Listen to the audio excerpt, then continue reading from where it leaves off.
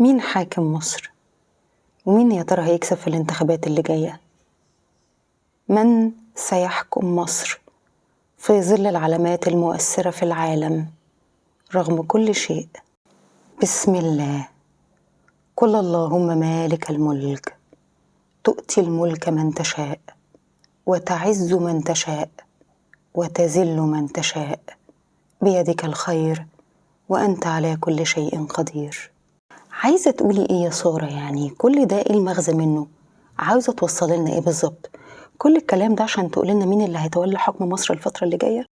الحقيقة كل ده عشان أقول لكم مين اللي حاكم مصر وأعرفكم كويس قوي إن الملك للمالك فقط، وهو الوحيد اللي بيديه لمن يشاء ويختاره لسبب وحكمة لا يعلمها إلا هو.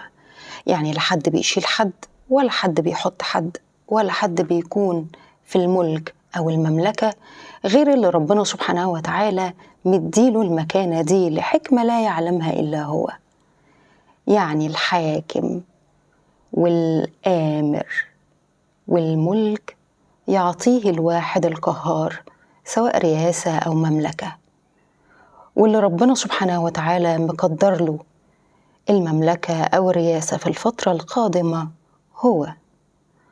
رغم كل التحركات التخريبية من بعض الدول الأجنبية، منها الصديق قبل العدو، وبرغم كل شيء والتآمرات والتخريب والحريق والإشاعات، إلا إنه هيتولى الرئاسة للمرة الثالثة على التوالي هو الرئيس عبد الفتاح السيسي.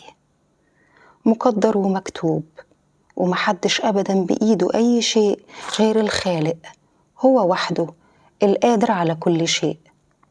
محدش بيحط حد ومحدش بيشيل حد إلا إذا ربنا سبحانه وتعالى قدر، وكل ما هو مقدر ومكتوب لازم نشوفه ونشهده ونحضره لحد الوقت المعلوم، كله بقدر.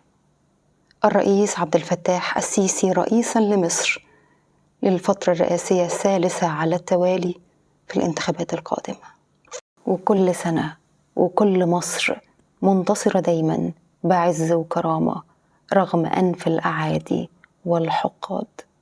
كل سنة وانتم طيبين يا مصريين، ومناسبة نصر 6 أكتوبر يعيدوا علينا دايماً بالسلام والرخاء والخير والفخر والعزة والكرامة.